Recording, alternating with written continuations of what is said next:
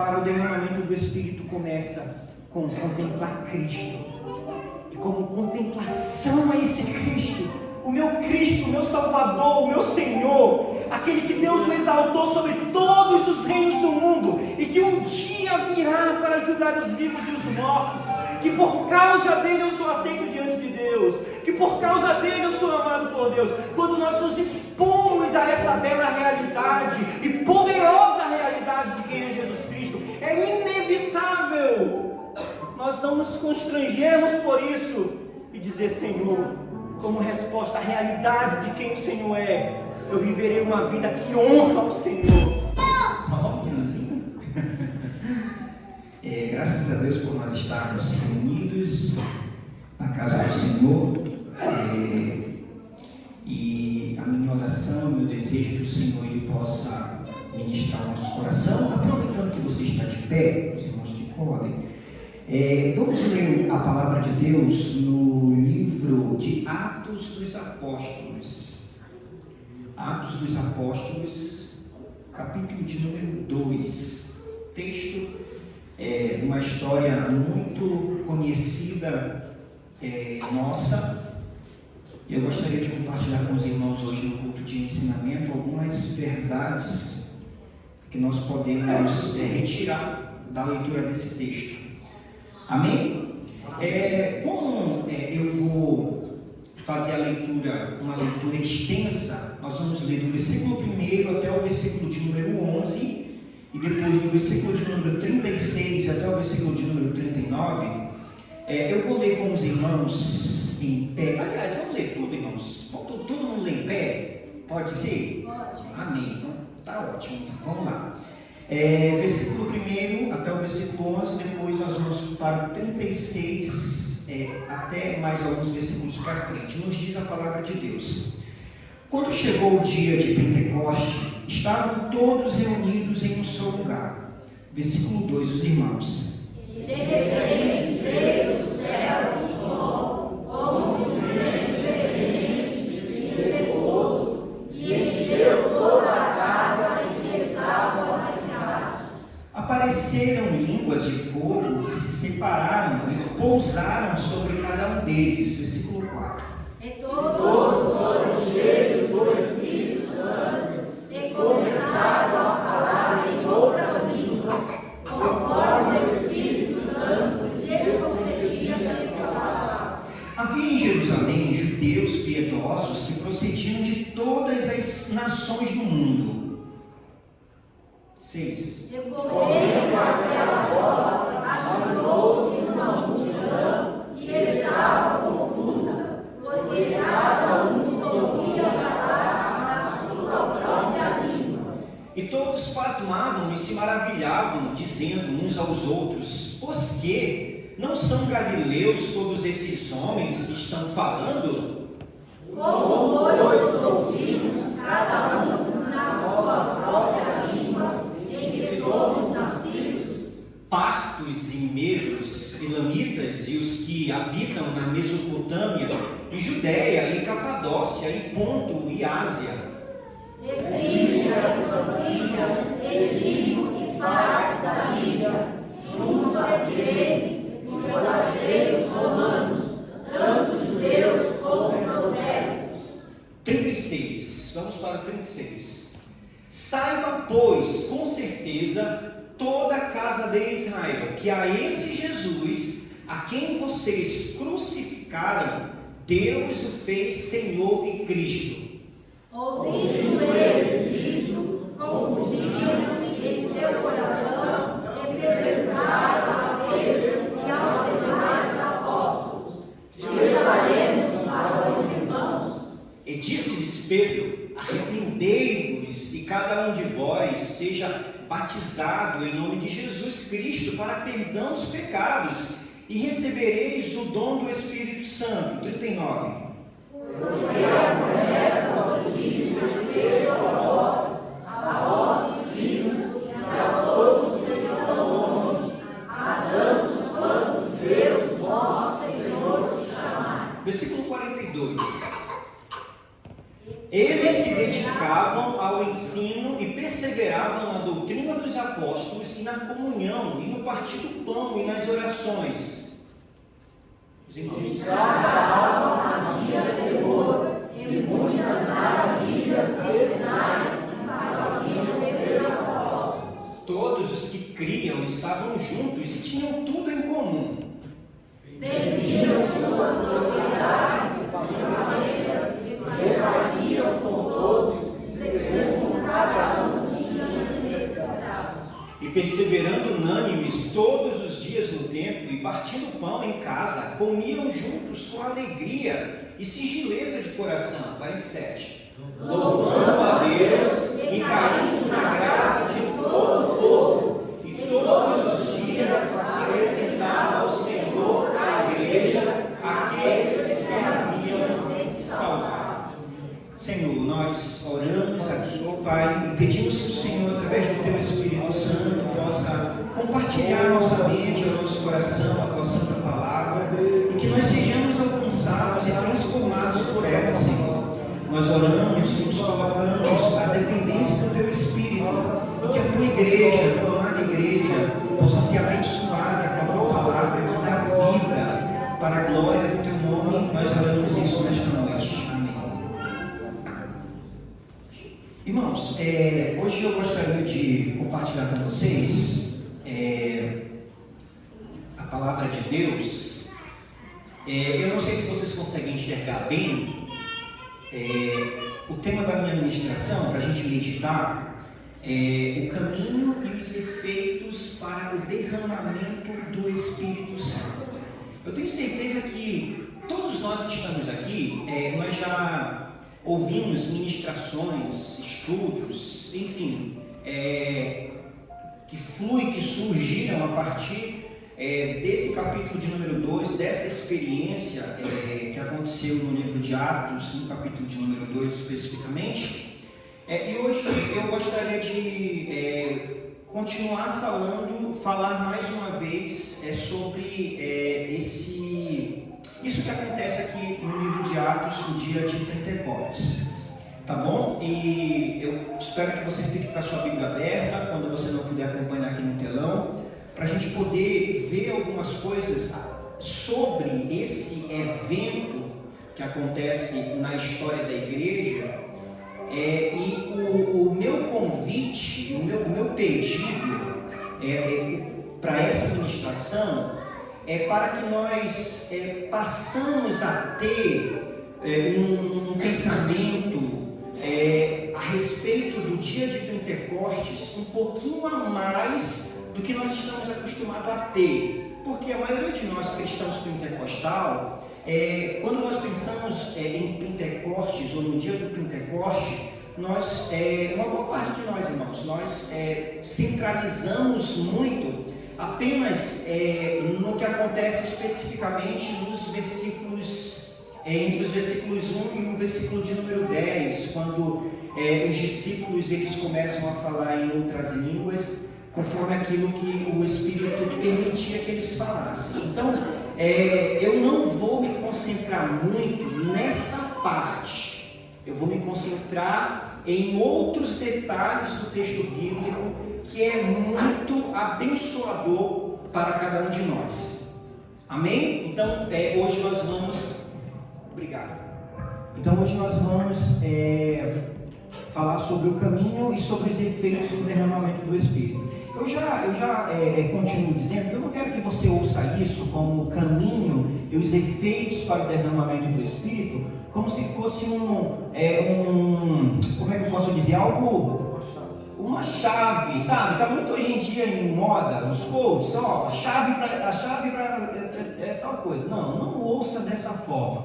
Não é um passo a passo, não é o passo 1, passo 2. Não, eu trouxe dessa forma apenas para facilitar a nossa compreensão a respeito desse tema do derramamento do Espírito. Tá bom? Amém? Então, antes de nós chegarmos e voltarmos para Atos 2, eu faço questão de dizer o seguinte para os irmãos.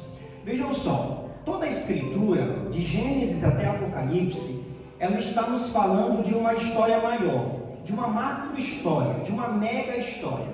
E qual história maior é essa que de Gênesis até Apocalipse está nos falando? Está nos falando sobre a história da redenção. Então toda a historinha que nós lemos na Bíblia, historinha não tão pejorativa, tá, irmãos? Mas eu estou um pouco carinhoso. Toda a historinha que nós lemos na Bíblia, de Gênesis até Apocalipse, principalmente o Antigo Testamento, todas essas pequenas histórias, elas fazem parte de uma história maior, que é a história da redenção. Então sempre quando a gente lê uma história bíblica, do Antigo Testamento principalmente, nós devemos nos fazer a seguinte pergunta: tá, mas essa história aqui, ela aponta para essa história maior da redenção? De qual forma? É muito importante nós fazermos essa pergunta e procurarmos a resposta para essa pergunta. Porque se nós não fizermos essa pergunta e respondermos ela de forma correta, nós vamos transformar as histórias bíblicas em apenas histórias de lições e de moral. Eu tenho que fazer isso, vou deixar de fazer aquilo, como Sansão fez. Eu não estou dizendo com isso que as pequenas histórias que estão na Bíblia, elas não nos ensinam verdades, princípios. Obviamente que nos ensinam sim. Por quê? Porque são personagens humanos e muitas experiências que esses personagens humanos eles viveram, nós também vivemos no nosso dia. Mas a ideia é de que nós nos lembremos sempre na nossa leitura bíblica que toda história pequena faz parte de uma história maior. E qual história maior é essa? Jesus, a história da redenção, a história da salvação, certo? E como toda história, como nós bem sabemos, toda história ela tem os seus personagens principais. E quais são os personagens principais dessa grande história da redenção ou da salvação? É Deus Pai, Deus Filho e o Deus Espírito Santo, amém? Amém. Certo? Qual é o papel do Deus Pai nessa bela história da redenção? O papel de Deus na história da redenção é aquele que prometeu que enviaria um Salvador ao mundo para salvar os homens dos seus pecados e livrar eles da sua justa ira e o adotá-los como filhos. Então, em resumo, esse é o papel de Deus na história da redenção. E qual é o papel? E João 3,16 nos fala sobre isso, porque Deus amou o mundo de tal maneira que deu o seu Filho unigênito. Então o papel de Deus na história da redenção é de enviar o Filho ao mundo. E qual é o papel do Filho na história da redenção? O papel do Filho de Deus na história da redenção é aquele que desce, que morre numa cruz para perdoar e para salvar pecadores. Amém? E qual é o papel do Espírito Santo na história da redenção?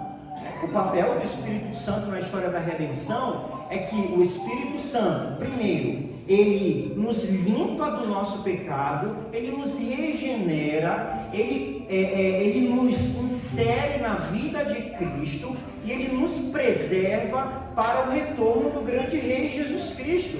Só que enquanto esse grande Rei ele não volta, o Espírito Santo ele nos capacita para que nós proclamemos este Salvador que é Jesus Cristo.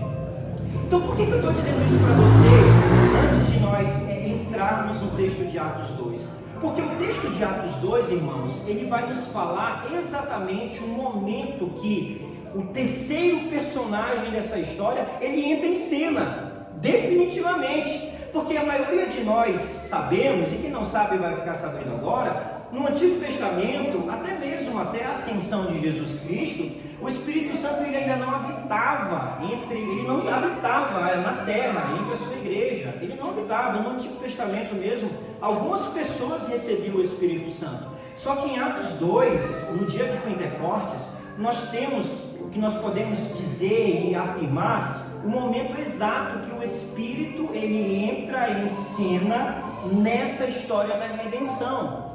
Mas a questão é, e a pergunta que nós devemos nos fazer é: para que o Espírito Santo?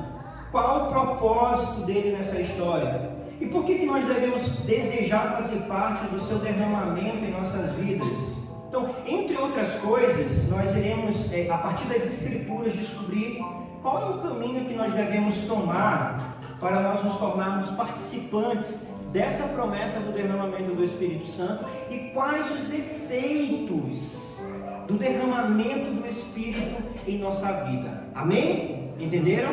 Então nós vamos fazer exatamente isso. Nós vamos entender qual o caminho e quais os efeitos. Eu dou continuidade com a seguinte afirmação: só nos tornaremos participantes do derramamento do Espírito Santo se nos voltarmos à revelação de quem Jesus é e a partir disso viver uma vida de arrependimento aos nossos pecados.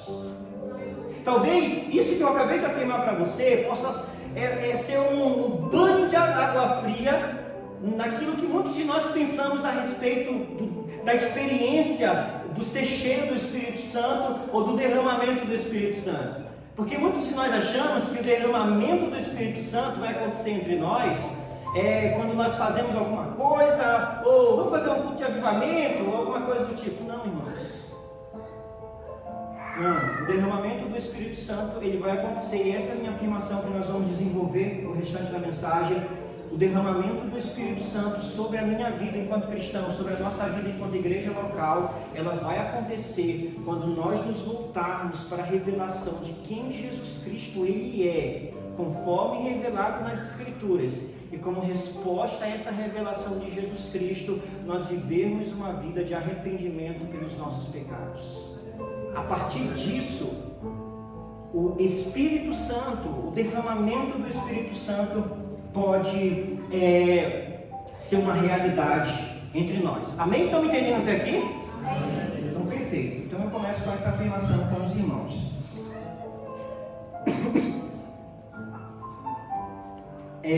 Dito isso, irmãos, a partir dessa afirmação, um outro detalhe também muito importante que nós precisamos nos lembrar é de que o derramamento do Espírito que acontece em Atos 2, ele traz efeitos imediatos e efeitos permanentes sobre a igreja que estava reunida e sobre aqueles que se converteriam após a pregação de Pedro.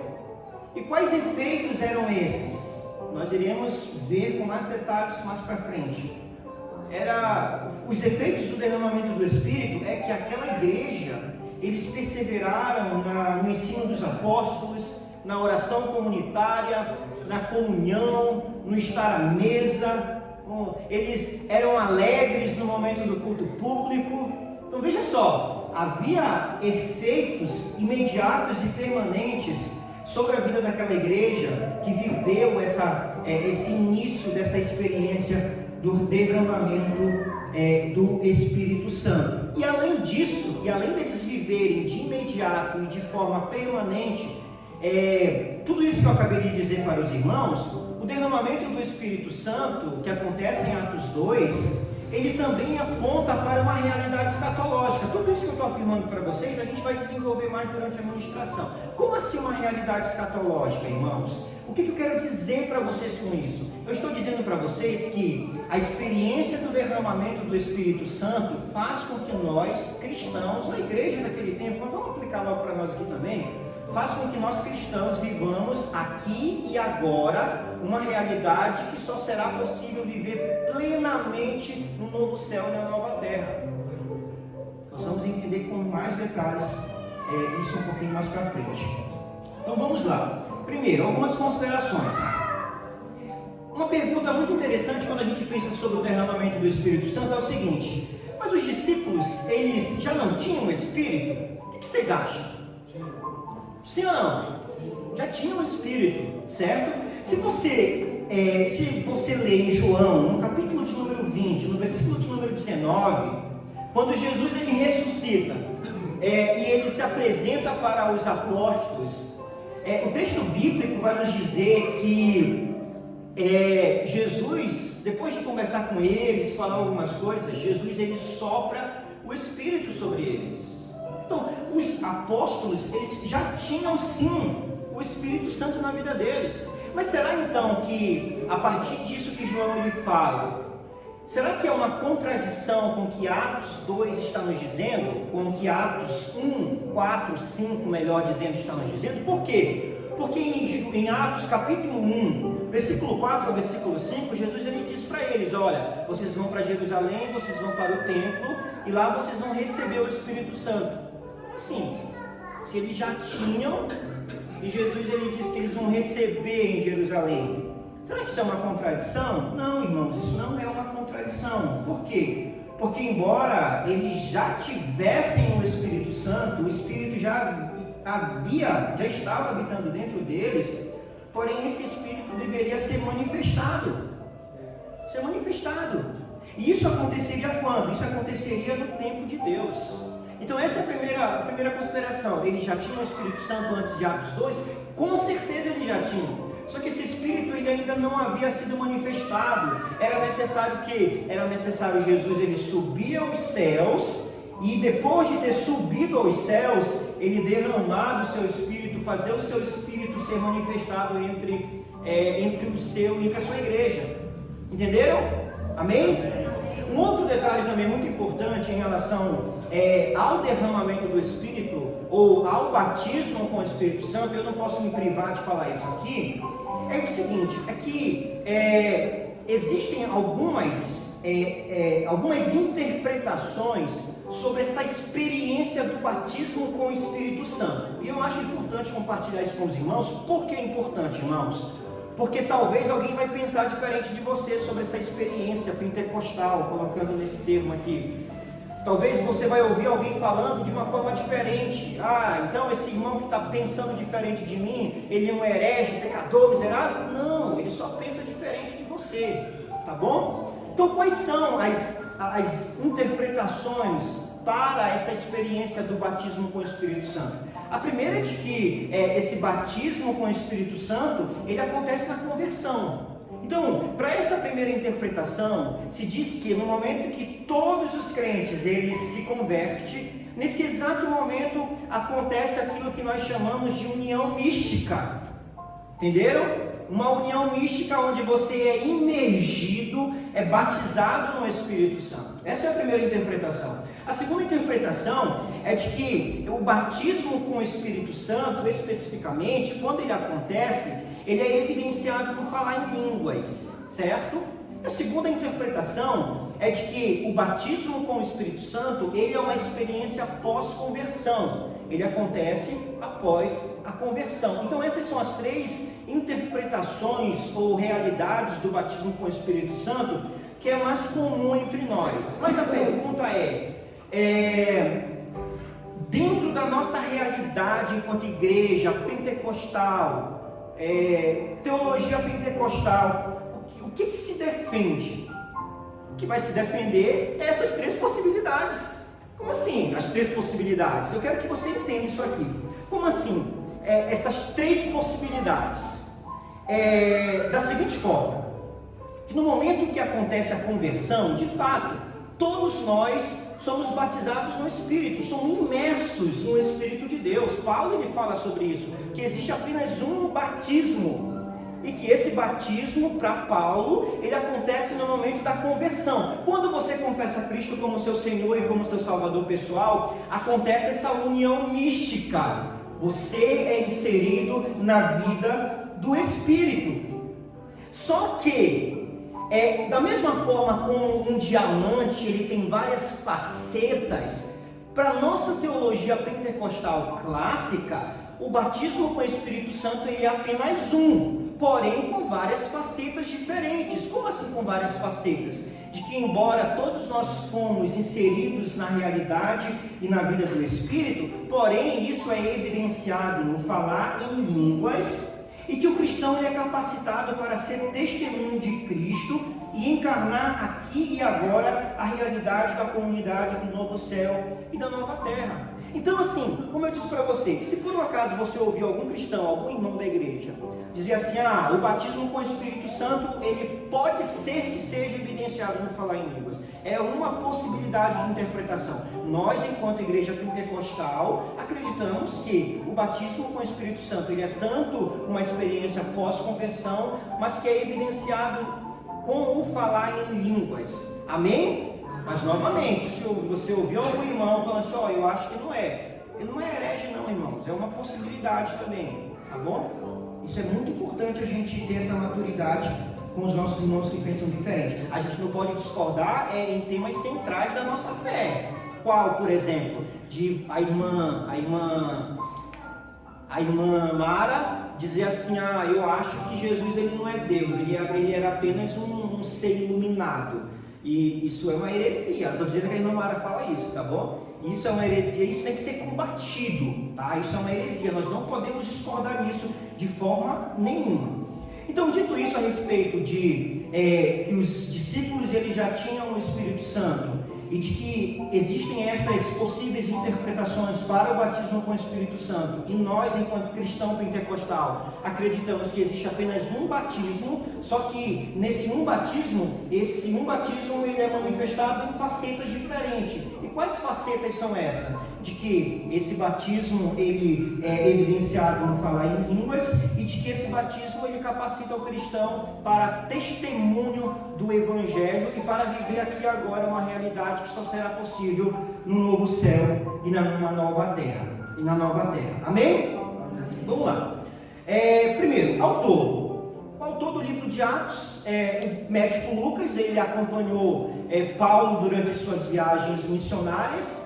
E muito provável que Lucas ele escreve o livro de Atos entre os anos 65 e os anos 70, já da nossa era, depois de Cristo. Nós não temos uma data exata, mas fica entre esse período. Algumas pessoas vão dizer que foi depois do ano 100, outras pessoas vão dizer que não foi Lucas. Porém, a tradição da igreja, e quando eu falo de tradição da igreja, eu estou falando dos nossos irmãos que vêm lá do primeiro século, de mais de praticamente 2.000 anos atrás. Eles dizem que foi Lucas que escreveu o livro de Atos, e que esse livro ele foi escrito muito provável entre os anos 65 e os anos 70 depois de Cristo. Qual é o tema principal do livro de Atos? O tema principal do livro de Atos é sobre o comissionamento da igreja como testemunha sobre o poder do Espírito Santo. Aquela igreja reunida, composta por camponeses, por pescadores, por cobradores de impostos, por judeus simples, alguns outros cultos, eles, sobre o poder do Espírito Santo, eles seriam testemunhas a respeito da ressurreição de Jesus Cristo. Amém? Então esse é o tema principal do livro de Atos. Mas Lucas ele tinha um objetivo, quando ele escreve da forma como ele escreveu. Qual era o objetivo, o desejo de Lucas, do médico Lucas? Era que a leitura do seu livro fosse feita de duas formas. Qual forma? E eu peço que coloquem a imagem aqui agora, para vocês acompanharem comigo. Lucas, ele desejava que o livro de Atos, ele fosse lido a partir de uma história que estava sendo contada a respeito do nascimento da igreja. Essa era a primeira forma que Lucas ele queria que as pessoas lessem o seu livro. Uma história que está sendo contada sobre uma comunidade e sobre o poder do Espírito Santo. Eles começam a pregar o Evangelho, só que não era apenas este o objetivo de Lucas, uma leitura histórica sobre o nascimento da igreja. Lucas ele também tinha um outro objetivo. Qual era? O outro objetivo de Lucas era de que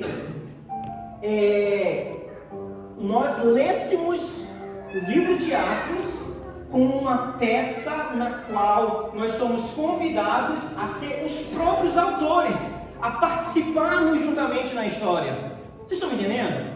Por esse motivo que muitas vezes em outros capítulos do livro de Atos, eu sugiro vocês fazerem a leitura de Atos na sua casa, com calma. Lucas ele se coloca como, não somente como um escritor, mas ele se coloca também como um participante da história. E é por esse motivo também que o final do capítulo de Atos, ele fica como um enigma, porque a gente não sabe como acabou a vida de Paulo. Por quê? Porque, como eu disse para vocês, o desejo de Lucas é que cada cristão que lesse o livro de Atos, lesse e fosse convidado a fazer parte dessa história que estava sendo contada. Isso diz respeito a nós. A leitura do livro de Atos não é simplesmente uma leitura histórica, para a gente ver, poxa vida, olha o que aconteceu aqui na igreja primitiva. Os irmãos estavam reunidos e de repente o fogo caiu, e de repente Pedro ele olha para um paralítico e ele diz: não tenho dinheiro, mas levanta e anda. Não, é uma história que nos convida, que convida cada um de nós a nós fazermos parte dessa mesma realidade que a igreja estava vivendo, e que a igreja viverá até quando? até quando o nosso Senhor voltar. Amém? Então, Lucas tem esse objetivo, uma leitura histórica e uma leitura que ele convida os seus leitores a fazer parte dessa história. Amém? Então, esse é o nosso contexto do livro, o contexto histórico do livro de Atos. O contexto imediato do texto que eu li com vocês é Jesus ele ressuscita dos mortos, como está no capítulo 1, do versículo 4 ao versículo 5. E ele diz para os discípulos, para que os discípulos fossem para onde? Para onde? Para onde? Ficassem em Jerusalém, exatamente. Para que os discípulos ficassem em Jerusalém, certo? Para que os discípulos ficassem em Jerusalém. E a história, e o capítulo que eu li com vocês, nos fala exatamente o momento que eles estavam reunidos no cenáculo, no pátio, no templo, enfim. E de repente veio o Espírito sobre eles. E um detalhe muito importante sobre a vinda do Espírito, isso é muito bonito. Eu não quero dizer com isso, veja bem, eu não quero dizer com isso que o Espírito ele não pode descer quando nós estamos reunidos num momento de oração ou de adoração. Não estou dizendo isso, eu só quero que você perceba a beleza do texto bíblico, que é o seguinte: no momento que eles estavam reunidos, versículo de número 2, de repente veio do céu um som como de um vento muito forte e encheu toda a casa na qual estavam assentados. Isso é interessante, irmãos. Por que é interessante? Porque o Espírito desceu quando eles estavam sentados. Muito provável eles estavam conversando, eles estavam comendo, porque normalmente um judeu, quando ele estava orando, ou ele estava orando de joelho, ou ele estava orando de pé. Quando o Espírito desce aqui, o Espírito desce quando eles estavam sentados. No momento de comunhão, de conversa, o Espírito vem sobre eles. Isso nos fala sobre o quê? Isso nos fala sobre a soberania de Deus para enviar o seu Espírito sobre aquelas pessoas no tempo e no momento dele. Amém? E um outro ponto também muito importante, irmãos, é que Atos 2 nos fala sobre um tipo de Babel invertida. Como assim Babel invertida? Vocês lembram da Torre de Babel? O que acontece na Torre de Babel?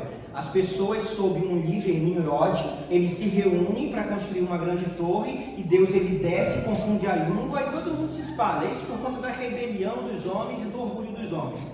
Só que em Atos 2 a gente tem uma outra realidade, a realidade da Babel invertida. Por quê? Porque se na Babel de Gênesis Deus desce para confundir a língua dos homens por causa da rebelião desses homens, encabeçada por um homem chamado Nimrod, em Atos 2 a gente tem uma outra realidade, porque Deus ele desce através do Espírito Santo, não para confundir a língua dos homens, mas para que todos possam se entender em um só idioma. Por causa do quê? Por causa da obediência de um único homem, a saber, Jesus Cristo. Amém? Então, dito isso, agora essa segunda parte, ela vai ser a parte mais rápida, que o tempo já está indo também. Que diante dessa realidade, então, qual é o caminho para que nós nos tornemos participantes do derramamento do Espírito e quais os efeitos dele em nossa vida? Primeiro, o caminho para o derramamento do Espírito. Pode colocar a próxima imagem. O caminho para o derramamento do Espírito, irmãos, é nós entendermos, é nós sabermos a verdade sobre quem Jesus ele é. Para que nós nos tornemos participantes dessa promessa, começa com a revelação correta a respeito de Cristo que deve haver na nossa mente, no nosso coração. Por quê? Depois que Pedro, ele é cheio do Espírito e ele prega, a pregação de Pedro é uma pregação cristocêntrica do começo ao fim. Por quê? Porque ele começa falando que Deus enviou Jesus, que Jesus ele foi morto por homens maus, mas que Deus o ressuscitou dos mortos e que ele sobe aos céus. E que depois que ele prega essa pregação puramente cristocêntrica, ele diz: e este Jesus, homem, que vocês mataram, Deus o fez Senhor e Cristo. O que significava dizer para esses judeus aqui desse tempo que Deus fez de Jesus Senhor e Cristo? Significava dizer que Deus fez de Cristo Senhor de toda a criação, e que todas as coisas pertencem a Cristo, e que chegará um dia que todo joelho se dobrará diante de Cristo, E o que significava para os judeus desse tempo dizer que Deus havia feito Jesus Messias? Significava dizer que Deus havia feito deste homem um Messias, um rei conquistador. Então, diante dessa realidade de quem Cristo ele era, é o que se segue, o que nós iremos ver já já. E aqui começa, e aqui eu aplico esse texto a nós, irmãos, novamente. Nós só iremos participar da promessa do derramamento do Espírito Santo se nós, como seguidores de Cristo, tivermos a revelação exata de quem Jesus Cristo é. Quem Jesus Cristo ele é para você, irmão? Quem Jesus Cristo ele é para nós? Será que Jesus Cristo ele é apenas um cara legalzinho, um gênio da lâmpada, que ele está pronto para atender todos os meus pedidos na hora que eu quero, como de um filho mimado? Será que Jesus Cristo ele está para nós apenas como um guru? Ou será que Jesus Cristo ele está para nós como aquele personagem que a Xuxa cantava? Tudo que eu quiser, o cara lá de cima vai me dar. Qual é a revelação que nós temos a respeito de Jesus? A revelação que nós devemos ter a respeito de Jesus é a revelação conforme está nas Escrituras. E qual é a revelação a respeito de Jesus que a Escritura revela? É que Jesus Cristo ele é o Filho de Deus, que foi morto, mas que ressuscitou ao terceiro dia, para perdão dos nossos pecados, para nos salvar da futura ira de Deus.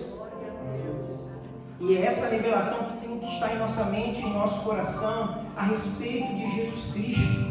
O caminho para ser inserido na profecia do derramamento do Espírito passa pela contemplação e rendição à realidade de quem Jesus é. Então como é que você faz isso? Como é que nós contemplamos Cristo? Leia as Escrituras, medita nas Escrituras, estuda a palavra de Deus, irmãos. Novamente, o Espírito Santo de Deus ele virá sobre nós quando nós nos voltarmos para conhecermos o Cristo revelado em sua palavra.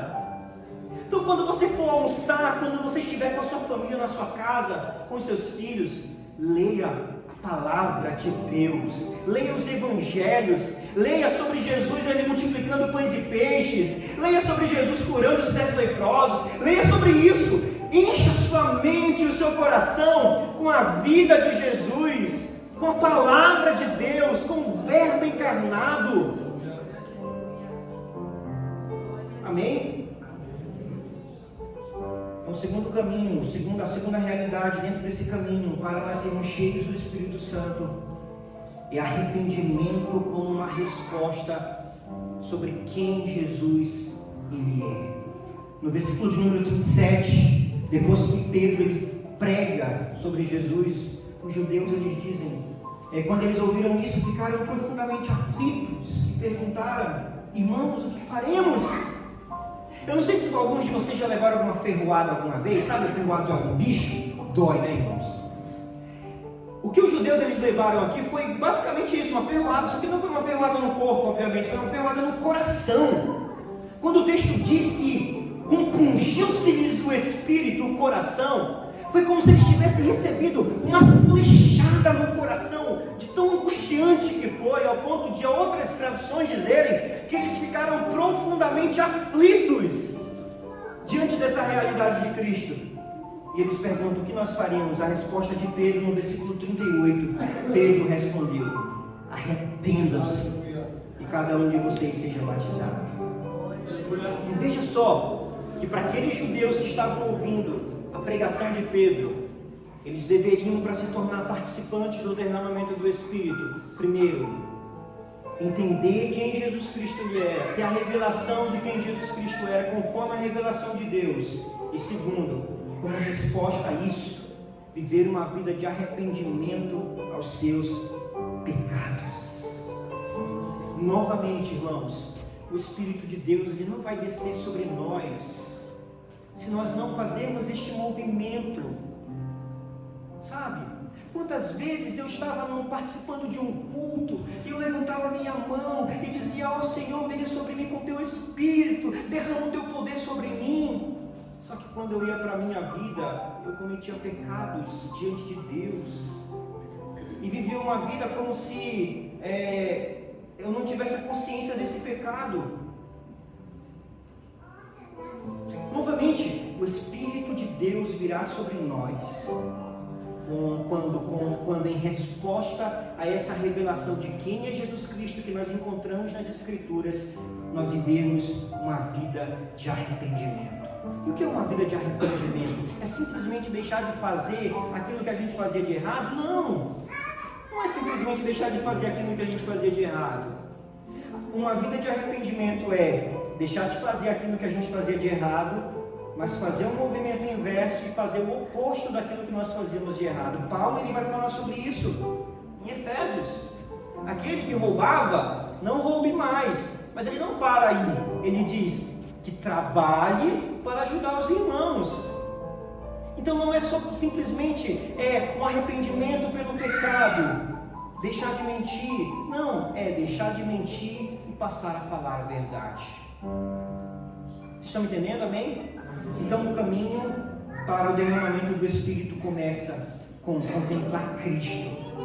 E como contemplação a esse Cristo, o meu Salvador, o meu Senhor, aquele que Deus o exaltou sobre todos os reinos do mundo e que um dia virá para julgar os vivos e os mortos, que por causa dele eu sou aceito diante de Deus, que por causa dele eu sou amado por Deus. Quando nós nos expomos a essa bela realidade e poderosa realidade de quem é Jesus Cristo, é inevitável nós não nos constrangermos por isso e dizer: Senhor, como resposta à realidade de quem o Senhor é, eu viverei uma vida que honra o Senhor, eu viverei uma vida que obedece às suas palavras, eu viverei uma vida de arrependimento diário, todos os dias. Amém? Então, dito isso, nós vamos para a segunda e última parte. Então, quais são os efeitos do derramamento do Espírito sobre a vida de um cristão e de uma igreja que foi inserida nessa realidade? Primeiro, antes de nós irmos para os efeitos, irmãos, nós precisamos nos lembrar que essa promessa do derramamento do Espírito não foi somente para as pessoas que estavam ali em Atos 2, é uma promessa para todas as gerações, certo? O versículo 39 nos diz sobre isso: pois a promessa é para vocês, para os seus filhos e para todos os que estão longe, para todos quantos o Senhor nosso Deus chamar. Ser inserido nessa realidade do Espírito é uma promessa que começa ali em Atos 2 e que percorre todos os séculos e chega até os nossos dias. Então essa promessa, ela é para todos nós. Já para eu adiantar um pouquinho aqui, irmãos, sobre os efeitos do derramamento do Espírito Santo, que está no versículo 42 até o versículo de número 47, quais foram os efeitos na vida daquela igreja? Não sei se vocês lembram, mas eu disse no começo que foram efeitos imediatos e permanentes. Não foi um efeito momentâneo. Às vezes a gente precisa mudar o conceito o nosso conceito sobre derramamento do Espírito Santo. Se é que alguns de nós temos esse conceito de que os efeitos do derramamento do Espírito Santo é apenas de um momento no culto público. Não, irmãos. Os efeitos do derramamento do Espírito em nossa vida, em nossa igreja, em nós enquanto igreja, enquanto corpo, são efeitos imediatos, mas também são efeitos permanentes. Não é algo que se limita a uma ocasião, ao momento de culto, ao momento de louvor, não. São efeitos permanentes. Por quê? Porque o derramamento do Espírito não é como uma medalha que se ganha nas Olimpíadas. Eu estava ouvindo esses dias uma entrevista e um dos ganhadores da medalha das Olimpíadas desse ano disse assim: ó, eu vou pegar minha medalha e quando eu puder eu vou expor ela no meu pescoço para mostrar para as pessoas que eu ganhei, e depois eu vou colocar ela num mural na minha casa para que todos vejam, para ficar como lembrança. E talvez você pense que ser cheio do Espírito ou se tornar participante da vida do Espírito, do derramamento do Espírito, é simplesmente para que você ou para que eu diga assim: ó, eu sou cheio do Espírito, eu sou poderoso. Não, irmãos. Os efeitos do Espírito, ele diz muito mais sobre a realidade de um cristão e de uma igreja que está cheia, não para si mesmo, mas está cheia para o próximo, mas está cheia para aqueles que estão à sua volta. Essa é a realidade que mais se aproxima do que nós lemos em Atos. Então, quais foram então os efeitos do derramamento do Espírito? E bem rápido, mas o suficiente para que nós entendamos. Primeiro, a aquela igreja, aqueles irmãos, ainda sob a realidade do Espírito, eles perseveravam naquilo que os apóstolos ensinavam. E o que os apóstolos ensinavam? Aquilo que eles ouviam da boca de Cristo, as parábolas, os ensinamentos, os sermões, o sermão da montanha, das bem-aventuranças.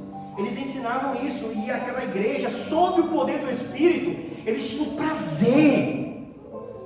prazer de estarem juntos, reunidos, para aprenderem ainda mais sobre Deus, sobre a doutrina de Cristo, sobre o ensinamento de Cristo Jesus. Qual o outro efeito? Um outro efeito do derramamento do Espírito é que eles tinham prazer de orarem juntos, irmãos. E eu fui muito constrangido quando eu vi isso aqui, porque nós imaginamos que a oração, ela é muito mais uma realidade individual.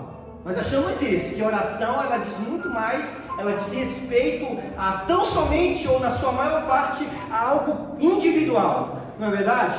Eu não estou dizendo que nós não devemos orar no nosso quarto, não. Jesus, ele incentiva isso.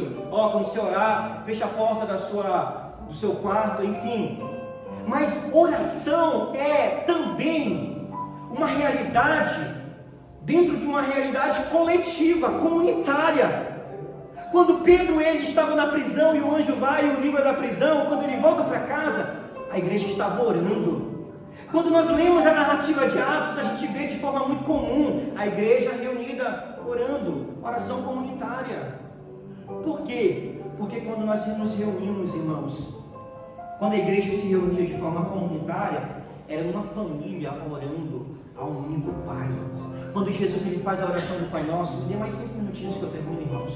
Quando Jesus, ele faz a oração do Pai Nosso, a oração do Pai Nosso parte de um pressuposto de que os discípulos orariam em comunhão. Pai Nosso, que está nos céus, parte de um pressuposto de uma comunidade que está orando junta, que está orando de forma coletiva, buscando a vontade de Deus, e o poder de Deus e a graça de Deus. Então, os efeitos daquela igreja era perseverança na doutrina, amor e prazer em orar juntos, amavam estar em comunhão uns com os outros. Eles saíam do templo e eles viviam uma vida à mesa, comiam juntos. Um outro efeito, alegria e entusiasmo no momento do culto. Eles viam também o poder de Deus através de milagres. E um outro efeito do derramamento do Espírito Santo é que aquela igreja, eles se tornaram testemunhas de Jesus Cristo, que havia morrido e ressuscitado. E eles, no poder do Espírito, eles tiveram a coragem de ir para outras nações para anunciar o Evangelho. E eu aplico essa segunda parte sobre esses efeitos da nossa vida, irmãos. Você quer saber se você é cheio do Espírito Santo? Você quer saber se você participou de um primeiro momento dessa realidade do batismo com o Espírito Santo? Quanto que você, o quanto que nós amamos ler, meditar na santa palavra de Deus, com os nossos irmãos principalmente. O quanto do nosso tempo nós gastamos para ler as Escrituras. Ou vocês acham que a nossa fé ela vai sobreviver com um vídeo do TikTok, com um vídeo do Instagram? Não, irmãos, a nossa fé não sobrevive, e a beleza de Cristo não é descortinada diante de nós dessa forma, não. Ela é descortinada diante de nós quando nós gastamos o nosso tempo para a gente ler a palavra de Deus, meditar na palavra de Deus, estudar a palavra de Deus. A realidade de um cristão, de uma igreja cheia do Espírito Santo, é que ela ama orar ao Pai de forma coletiva. A realidade de um cristão, de uma igreja cheia do Espírito Santo, é uma igreja, é um cristão que ele ama a realidade do discipulado e do cuidado mútuo. É a realidade de uma igreja que nós não somos como que o encontro de duas pessoas em um clube aos domingos. Oi, irmão, tchau, tudo bem? Tchau, não. É uma igreja, é um cristão preocupado com o outro irmão. A realidade de um cristão que foi imergido na realidade do Espírito Santo é que no momento do culto público, esse cristão, essa igreja celebra com alegria diante de Deus. É uma igreja que ela celebra com alegria no momento do culto público. Por quê? Porque ela entende que ela faz parte da família de Deus, que foi salvo através de Deus, através de Cristo Jesus. E que é impossível no momento do culto não celebrar com alegria, com vivacidade. Então eu já quero nos desafiar no próximo culto, quando nós estivermos aqui na igreja, seja o hino da harpa, ou seja o hino normal, cantemos com alegria, com vivacidade, com entusiasmo. Sabe por quê? Porque nós fazemos parte da vida do Espírito. Porque nós fazemos parte de uma nova realidade que invadiu a terra com o derramamento do Espírito Santo. Então nos alegremos no momento do culto público, seja o hino da harpa cristã, seja o hino do nosso tempo, se alegre com entusiasmo, levante sua mão. As nossas afeições, elas podem também adorar e celebrar o nosso Senhor. Então se você pode, faça isso. Levante a mão, cante com voz alta. Se você puder, pule de alegria. Por quê? Porque é impossível, diante da realidade que nós fomos alcançados, nós, no momento da celebração da comunidade, da família de Deus, nós ficarmos indiferentes. Então, vamos praticar isso no próximo culto, tá bom? E por fim, irmãos, o efeito do derramamento do Espírito. Eu convido os irmãos a ficarem de pé, por favor, para a gente orar. Eu quero orar com vocês. É de um cristão que se torna testemunha do Cristo que morreu e que ressuscitou e que em breve voltará. Então, talvez alguns de nós pensemos, poxa vida, parece que eu ainda não vivo essa realidade. Mas o Espírito, a palavra de Deus, colocou diante de nós o que nós devemos fazer para isso. O que nós devemos fazer? Eu concluo nesta noite nos dizendo que essa nova realidade que invadiu a terra através do Espírito Santo possibilita cada cristão, para além de ser testemunho de Cristo, viverem aqui e agora a realidade que só será possível no novo céu e na nova terra. Porque convenhamos, irmãos, viver em comunidade como o povo de Deus é difícil. Por quê? Porque são tantas pessoas diferentes, tanta personalidade diferente, mas nós só conseguiremos viver bem como irmãos em Cristo se uma força maior nos impulsionar para isso. E essa força, entre aspas, é o Espírito de Deus, que faz com que nós, enquanto igreja local, vivamos aqui e agora a realidade de um mundo perfeito que só será possível desfrutar no novo céu e na nova terra. Então, o batismo com o Espírito Santo, o derramamento com o Espírito Santo, ele é para nós parte do caminho que começa com a contemplação de quem Cristo ele é. E como resposta a isso, uma vida de arrependimento diária pelos nossos pecados.